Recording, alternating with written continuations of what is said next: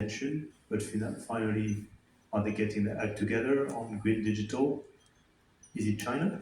Yes, China is the leader because China is the only country that is making a large scale transformation in the energy sector right now. And China is the only one that has the domestic production and technologies to do it. China has by far the predominance of production of all of the green energy technologies. And it's installing about half of the world's solar capacity each year right now, and it will continue to be the lion's share of that installation. China started out one of the dirtiest, of course.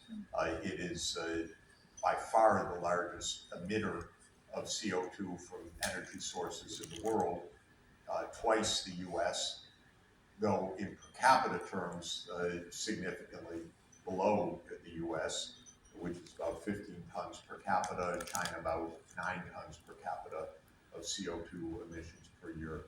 But China's moving so fast and in a comprehensive way, both on their industrial policy side and on the energy system side, that I would say China is indisputably in the lead right now.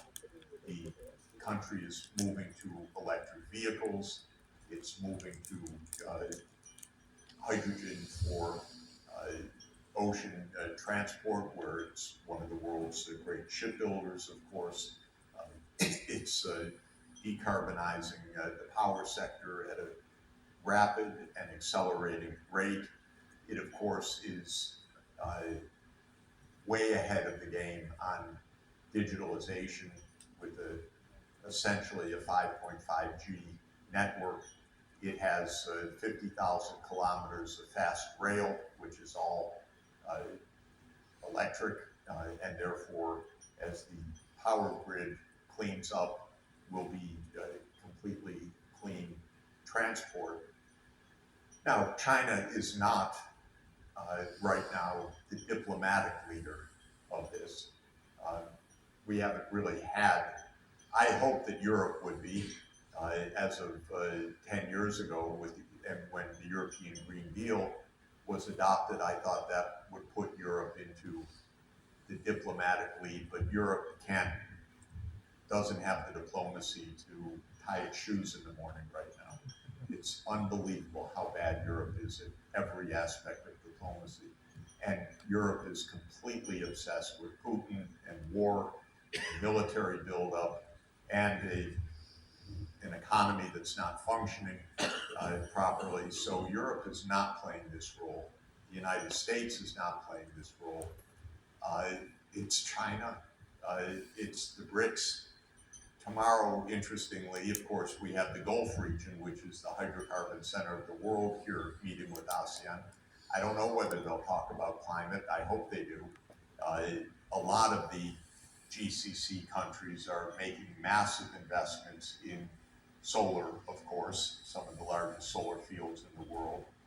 If Europe were smart, they would be negotiating with the Middle East about long distance power interconnection with the Middle East, which was a European idea 20 years ago at Siemens, which got abandoned, but is the right idea. So whether we have leadership or not remains to be seen. Uh, Economists compare this to um, uh, the oh my God, uh, just blacked at the name, the Kindleberger phenomenon.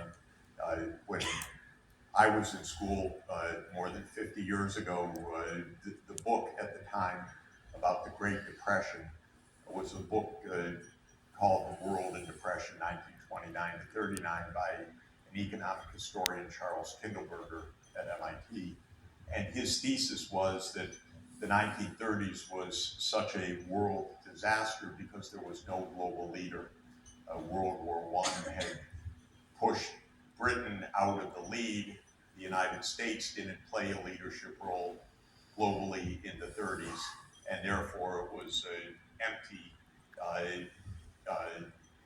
an empty set in terms of global leadership, and Kindleberger famously blamed the depth of the Depression and the disastrous effects of the Depression, including the rise of Hitler, on the absence of true international leadership.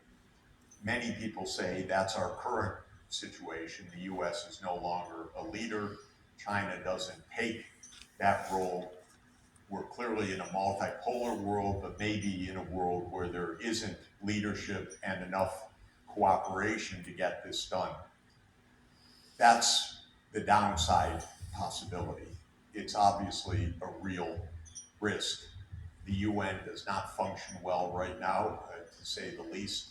I work for the UN and at the UN every day, and it's not in great shape in terms of ability to deliver, including on the UN Framework Convention on Climate Change. But the country that has the most potential to lead is China, both because of the scale of its internal transformation, its undoubted competitiveness across the board on green and digital technologies, and its readiness to have outward looking programs like the Belt and Road Initiative. So that's where I would put my hope right now.